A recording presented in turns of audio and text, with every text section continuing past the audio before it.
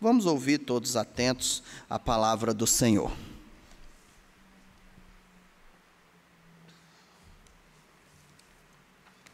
Bom dia, irmãos.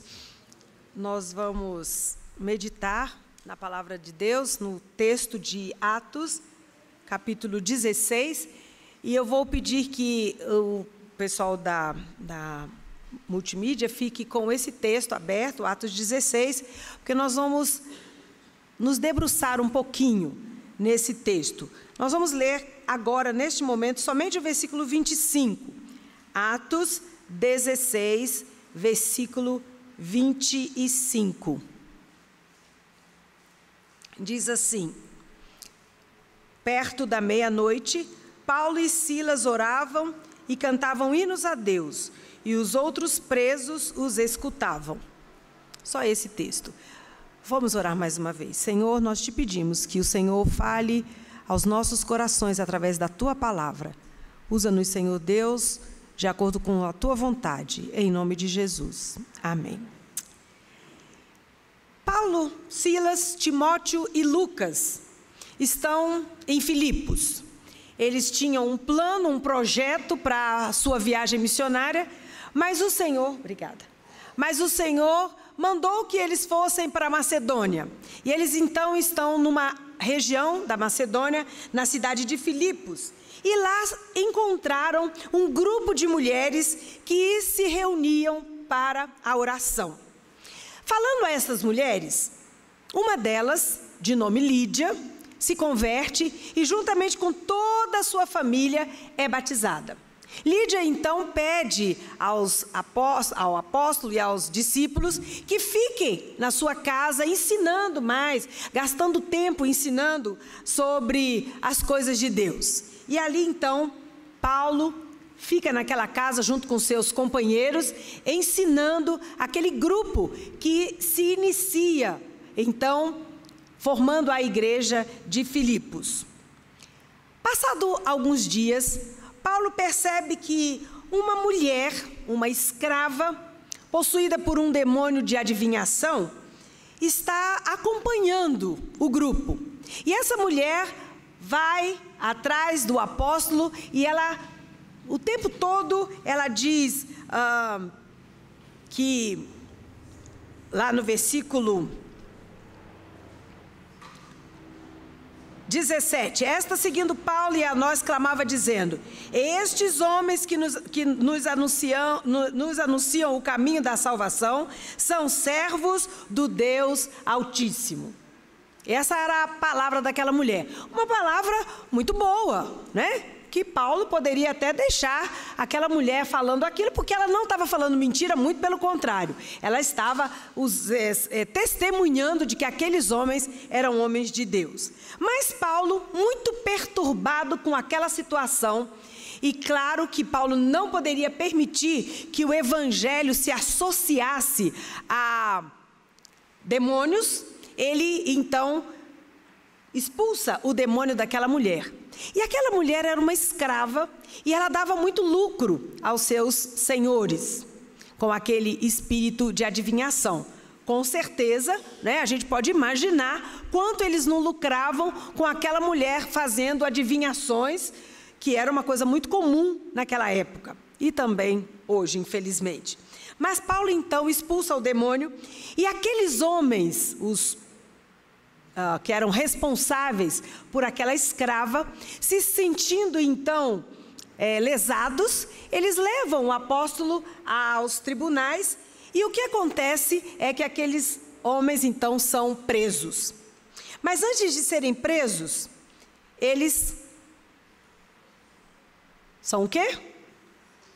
Açoitados, são despidos, são açoitados e depois então são levados à prisão. Eu fico pensando nessa experiência daqueles homens de Deus, que como é que nós pensaríamos na situação, se estivéssemos na situação daqueles homens? Talvez nós ficássemos pensando: Senhor, mas nós estamos aqui pregando, estão acontecendo conversões, porque né? Lídia se converte, toda a sua casa,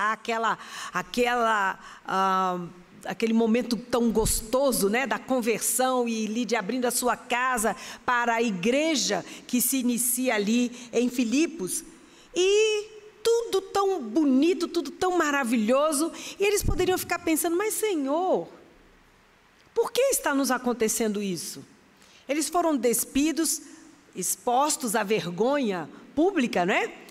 São açoitados, e depois então, como homens criminosos, são levados à prisão, mas não somente à prisão comum, mas ao interior, que era uma parte que ficava mais escondida, onde ficavam os presos mais perigosos, colocados em cadeias. Havia uma como se fosse uma máquina, né, que colocava os homens ali, tinham os pulsos, os pés presos naquelas tábuas. E a gente pode então ficar pensando: se nós estivéssemos no lugar daqueles homens, como nós ficaríamos ali naquela prisão? Talvez, eu posso confessar, talvez ficasse murmurando, questionando com o Senhor, porque estavam fazendo a obra do Senhor, não eram merecedores de estar passando por aquilo. Mas o texto que nós lemos diz que os prisioneiros, enquanto estavam ali naquela prisão, com as suas costas possivelmente muito machucadas, porque os açoites daquela época cortavam a carne, dilaceravam, então talvez sentindo muitas dores, numa posição muito incômoda, com os pés presos naquela madeira, num lugar escuro, sem talvez ventilação, talvez alimentação muito ruim. O texto diz que perto da meia-noite, Paulo e Silas oravam, cantavam hinos a Deus, e os outros presos escutavam. E é sobre isso que eu queria meditar nesta manhã, sobre a oportunidade de louvar na adversidade. E nós podemos aprender, meditando nesse texto, em todo o texto do capítulo 16 de Atos, que o louvor, ele produz algumas coisas muito interessantes. Mas antes de pensarmos nessas coisas, eu queria pensar: o que é louvor? O que é louvar a Deus? O que é louvar? Louvar é apresentar ao Senhor a nossa adoração, os nossos cânticos, as nossas orações por aquilo que Ele não. Pelo que Ele faz. Pelo que Ele faz. E que coisa difícil louvar na circunstância destes homens. Porque podiam pensar: mas Senhor, olha o que o Senhor fez conosco. Nós estávamos apenas pregando. Nós estávamos fazendo a sua vontade. Mas eles estavam louvando. E a primeira coisa que eu quero pensar que o louvor produz é libertação. Versículo 26 diz o seguinte, pode colocar ali para nós: e de repente sobreveio um tão grande terremoto que os alicerces do cárcere se moveram e logo se abriram todas as portas e foram soltas as prisões de todos. Aqui nesse texto aconteceu realmente a libertação dos presos enquanto Paulo e Silas oravam. Um terremoto abalou os alicerces daquela prisão e as cadeias que prendiam os outros presos que estavam ali com eles, todas foram abertas. Não apenas a de Paulo e Silas, mas a de todos aqueles que estavam ali presos. Hoje, nós não estamos presos com cadeias humanas, não estamos numa prisão. Mas nós podemos pensar que quando louvamos, diante dos reveses da vida, diante das tribulações, das questões que nos abalam no dia a dia, nós podemos, enquanto louvamos, podemos ver as nossas prisões sendo quebradas. E aí eu gostaria de pensar, que prisões poderiam ser estas? Prisões da amargura, da dor, do desalento, da revolta. Quantas vezes, diante de coisas que nos acontecem, nós nos revoltamos, questionamos o Senhor? E essas prisões, enquanto louvamos, enquanto fazemos desses momentos difíceis, momentos de louvor e adoração, o Senhor pode ir quebrando essas prisões que nos afastam do nosso Deus e daquilo que Ele quer fazer em nós e através de nós. Essa libertação, ela só pode acontecer através do Senhor Jesus. Lá em João 8,36, nós podemos ler Jesus dizendo: se pois o Filho vos libertar... Ah, mas está muito fraco, vamos de novo? Se pois o Filho vos libertar, verdadeiramente sereis livres. Nós podemos estar até em prisões propriamente dita, mas se formos livres no Senhor, Ele realmente teremos uma vida plena de louvor e de adoração. E o louvor faz isso, ele nos liberta de amarguras, de questões com relação a outros, de coisas que nos machucam, às vezes prisões de anos, de amarguras de anos, que nos fazem diferentes daquilo que Deus quer fazer em nós. Então o louvor, ele é um instrumento também de louvor, de libertação. Claro que não foram os cânticos que provocaram o terremoto e livraram aqueles presos daquelas cadeias, mas Deus, por meio da confiança daqueles homens, dos seus servos, naquilo que Ele fez, naquilo que Ele estava fazendo e naquilo que Ele ainda faria.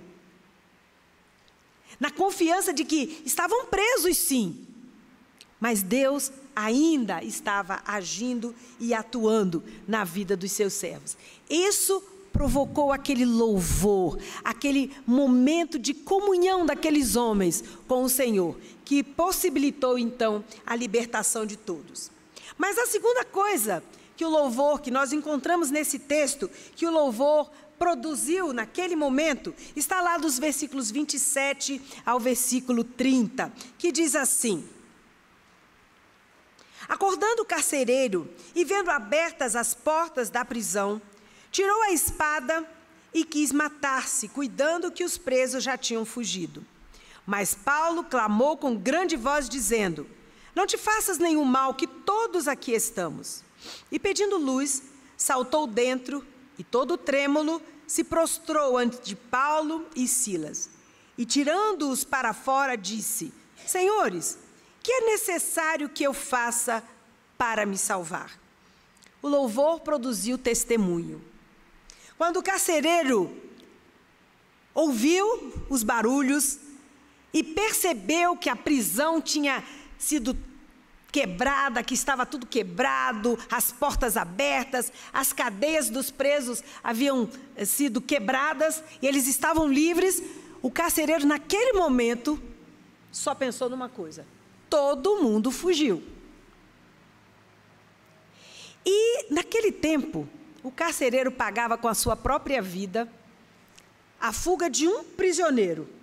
Nós não sabemos quantos haviam lá naquela prisão, pelo menos 2. Nós não sabemos quantos haviam. Sabemos que haviam vários, não apenas Paulo e Silas. E eu fico imaginando o que passou-se na mente daquele carcereiro. Não tinha solução para ele. Como ele ia dar conta de tantos presos sem explicar o que tinha acontecido? O texto diz que enquanto dormia, não sei se ele estava no turno dele de dormir, ou se ele estava dormindo quando não deveria, o texto não diz, mas o certo é que quando ele foi despertado por aquele barulho, e quando ele viu aquilo que tinha acontecido com a prisão, ele quis se matar. Mas, para sua surpresa, ninguém havia fugido. Paulo então diz a ele: não faça nada. Estamos todos aqui, ninguém fugiu. Todos estavam ali. Como entender então o que estava acontecendo com aqueles homens? Eles tiveram a oportunidade de fugir, mas não fugiram. Eles estavam livres. A prisão estava quebrada. As cadeias tinham sido soltas de todos. Eles podiam ter fugido, mas eles não fugiram. Havia alguma coisa diferente naqueles homens que cantavam, que oravam enquanto estavam presos e que agora não aproveitaram para fugir. Aquilo serviu de testemunho para aquele carcereiro. E ele então, diante daqueles homens incomuns, ele faz aquela pergunta: que farei para me salvar? O carcereiro viu naqueles homens alguma coisa muito especial, muito incomum, porque eles criam em alguém que fazia isso na vida daqueles homens, que fazia com que eles fossem diferentes. Com certeza, no coração do carcereiro surgiu aquela necessidade de conhecer aquele ser que produziu naqueles homens aquele louvor, aquela adoração, aquelas orações. Como cantar diante das cadeias, dos açoites? Como? Como não fugir na primeira oportunidade? Alguma coisa tinha de diferente no coração e na vida daqueles homens. É fácil, é muito fácil nós louvarmos e bendizermos ao Senhor quando tudo está bem. Como é fácil. Quando Deus faz exatamente aquilo que a gente quer, que coisa maravilhosa. Mas quando as coisas não vão bem como a gente queria, é difícil. E aí então, nós podemos pensar naquilo que Deus fala para Satanás diante de Jó, né? Deus olha para Jó e diz para Satanás: já viu o meu servo Jó? Já viu como ele é fiel? E Satanás diz o que para Deus? Ah, é fácil. Ele é rico, ele tem uma bela família, ele é poderoso, influente, ele tem saúde. Muito fácil, é muito fácil. Pode ser que Satanás esteja dizendo a mesma coisa para Deus a nosso respeito. Ah, é muito fácil. Quando está tudo bem, é muito fácil. Mas diante de tudo que acontece na vida de Jó, o texto bíblico diz que Jó não maldisse o Senhor. Muito pelo contrário. A palavra de Jó é: o Senhor deu, o Senhor o tomou. Bendito, louvado seja o nome do Senhor. Em circunstância nenhuma, Jó maldisse o Senhor, Jó deixou de bendizer ao Senhor. É isso que Deus quer de nós, porque isso serve de testemunho. As pessoas do mundo estão exatamente assim com relação à nossa pessoa. Elas ficam olhando a nossa vida. E quando nós estamos cantando, quando nós nos reunimos, às vezes trazemos pessoas para a nossa casa, fazemos o culto de gratidão, de louvor, de exaltação ao nosso Deus, elas podem estar pensando: é muito fácil, é muito fácil. Mas é no momento da dor, da perda, é no momento da dificuldade financeira, é no momento da dificuldade na saúde, na falta de saúde, que as pessoas querem ver em nós o louvor e a gratidão do nosso coração por aquilo que Deus fez, faz e continuará fazendo, porque Ele é Deus. Há um cântico que diz, muito interessante, esse cântico diz: se Ele fizer, Ele é Deus. Se Ele não fizer, Ele ainda é Deus. É preciso que a gente creia nisso E quando vierem os reveses da vida, as dificuldades, a dificuldade na família, a dificuldade financeira, a dificuldade com a saúde, é preciso que a gente continue louvando, porque é aí que nós vamos servir de testemunho para as pessoas que estão ao nosso redor. Elas vão ver, realmente, esse é cuidado pelo Senhor. Porque mesmo diante da dificuldade, ele continua louvando e bendizendo ao Senhor. Foi isso que aconteceu na vida daquele carcereiro. Ele viu na vida daqueles homens um testemunho daquilo que Deus podia fazer, não apenas com aqueles homens, mas também com a sua vida. Por isso ele perguntou: Senhores, que é necessário que eu faça para me salvar? Mas a terceira coisa que eu quero pensar, que esse texto nos mostra que houve, partindo do louvor e da adoração daqueles homens, está no versículo de 31 a 33. E eles disseram então, vamos falar juntos? Crê no Senhor Jesus Cristo e serás salvo, tu e a tua casa. O 32 diz, e lhe pregaram a palavra do Senhor e a todos os que estavam em sua casa. E tomando-os ele consigo naquela mesma hora da noite, lavou-lhes os vergões e logo foi batizado ele e todos os seus. O louvor de Paulo e Silas produziu salvação. Interessante que Paulo não pregou na cadeia quando foi preso. Eles usaram as orações e o louvor como testemunho de que eles serviam a um Deus vivo. E isso fez com que aquele carcereiro questionasse o que aqueles homens tinham de diferente. E aí então, diante da pergunta do carcereiro, eles tiveram a resposta certeira para aquele homem. Crê no Senhor Jesus e serás salvo, tu e a tua casa. A Bíblia diz que a salvação vem pelo ouvir, e ouvir a palavra de Deus. No momento oportuno, no momento certo, aqueles homens souberam dar a resposta que o carcereiro queria ouvir. Eles não enfeitaram, né? Não disseram, olha, vá lá no templo que lá você vai saber. Não. A mensagem clara: crê no Senhor Jesus e serás salvo. Nada mais. Não precisava falar mais nada. E foi tão eficaz aquela pregação que ela produziu salvação. O texto diz que não apenas o carcereiro, mas toda a sua casa recebeu o Senhor Jesus pela influência do louvor e da adoração daqueles homens de Deus.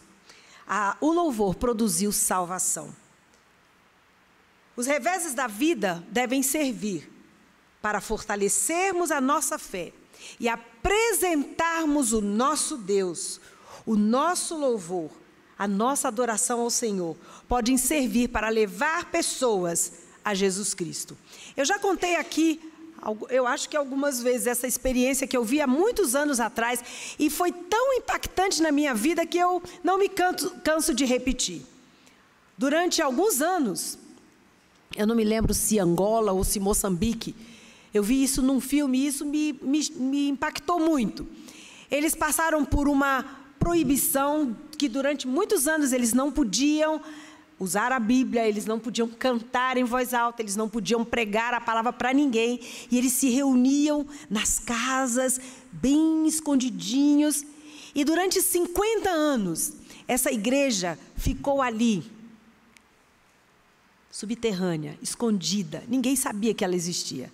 Mas depois de 50 anos, quando mudou o governo, que o governo então deixou de proibir o evangelho, a igreja pôde abrir as portas e eram milhares, centenas de milhares de crentes, de novos crentes, que puderam inclusive ser batizados a céu aberto por causa da conversão em Jesus Cristo. E alguém então perguntou, como isso? Se durante 50 anos vocês não puderam pregar, não puderam falar nada. Mas as pessoas viam o testemunho, a vida daqueles irmãos. Como eles se amavam, como eles viviam a vida cristã, como eles eram corretos. E as pessoas perguntavam: escuta, o que tem de diferente em você? Eu quero isso também. E foi através do testemunho que as pessoas vinham vindo, escondidos, durante um tempo, mas depois então puderam mostrar publicamente a fé que abraçaram em Cristo Jesus, através do louvor e da vida cristã daqueles irmãos que, mesmo diante da perseguição, souberam testemunhar e louvar e bendizer ao Senhor. A última coisa que eu quero ressaltar que o louvor pode produzir é alegria. Lá no versículo 34, o texto diz: então, levando-os à sua casa, lhes pôs a mesa, e na sua crença em Deus, alegrou-se com toda a sua casa. A Bíblia diz que a alegria no Espírito Santo é uma das características do reino de Deus. Ao fazer a oração sacerdotal lá de João 17, Jesus disse que nos deixaria sua plena alegria.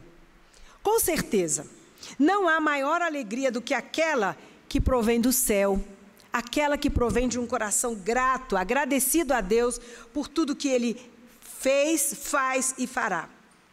Não há maior alegria do que aquela advinda da certeza que nós temos e que devemos ter de que estamos nas mãos do Senhor e de que Ele está no controle de todas as coisas. Será que nós demonstramos no nosso dia a dia, através do nosso louvor ao nosso Deus, da nossa gratidão, da nossa adoração, que nós temos a certeza de que estamos nas mãos do Senhor e que Ele sabe o que está acontecendo hoje, Ele sabe o que vai acontecer amanhã e que Ele tem tudo sob controle? É através do nosso louvor que nós demonstramos a alegria. E esse louvor produziu na vida daquele carcereiro e da sua família alegria. Alegria por terem encontrado a salvação em Cristo Jesus. Por esta razão, quando nós cantamos, quando nós celebramos, quando nós louvamos ao Senhor, nós contagiamos as outras pessoas. E elas também vão desejar participar disso, porque isso vai fazer diferença. Se nós passamos o nosso dia questionando o governo, reclamando das doenças, reclamando dos problemas, reclamando de tudo, nós estamos simplesmente somando com as pessoas que estão ao nosso redor. Não estamos fazendo diferença. Mas se a nossa vida for uma vida de louvor, de gratidão a Deus, e nós demonstrarmos isso às pessoas que estão ao nosso redor, nós vamos contagiar estas pessoas, porque elas vão dizer: ele é diferente. Como ele é diferente? E eu quero isso que ele tem. Eu quero essa paz, eu quero essa alegria, eu quero essa certeza, essa confiança que ele tem. Nós devemos então compartilhar com as pessoas ao nosso redor, através da nossa atitude de louvor e adoração ao nosso Deus. O texto bíblico nos informa que o carcereiro alegrou-se por ter crido em Jesus. Se você já tem o Senhor Jesus em sua vida, ela deve respirar louvor, gratidão e alegria que vem do Senhor. A nossa vida deve refletir, por meio do louvor e da gratidão, a nossa confiança e a nossa certeza de que nós estamos nas mãos do nosso Deus. E eu queria terminar cantando o hino 177 do HCC. Este hino diz: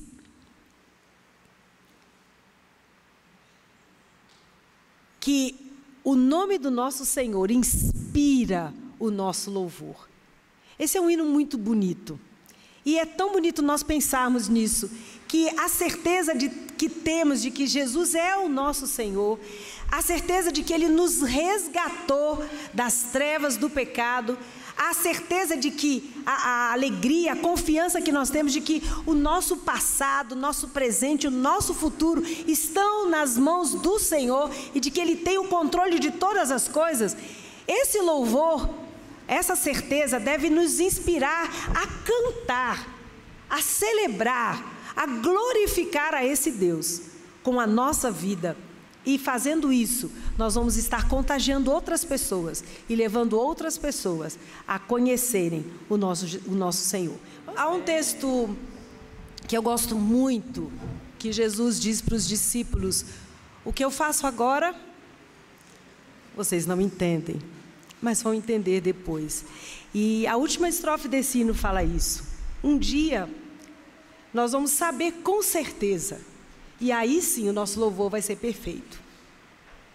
Mas enquanto estamos aqui, precisamos pedir a Deus que nos ajude a ter um coração grato, de louvor, de constante louvor e adoração a Ele.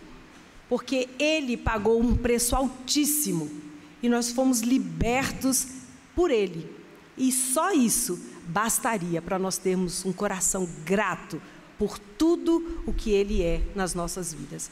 Que a nossa vida seja, assim como a daqueles discípulos, de louvor, de adoração e de gratidão a Deus por tudo que Ele faz, mesmo aquilo que nós não entendemos. Vamos orar, irmão Wellington.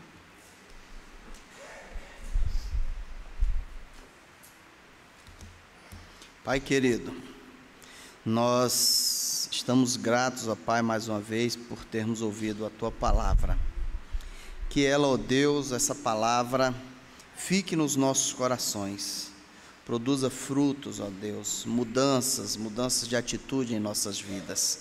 Que ela cresça, ó Deus, e que nós tenhamos condições de cada vez mais agirmos e atuarmos na Tua obra, Deus. Dá-nos uma semana em paz, na Tua presença, leva-nos em paz para os nossos lares. Pedimos e agradecemos no santo nome de Jesus Cristo. Amém.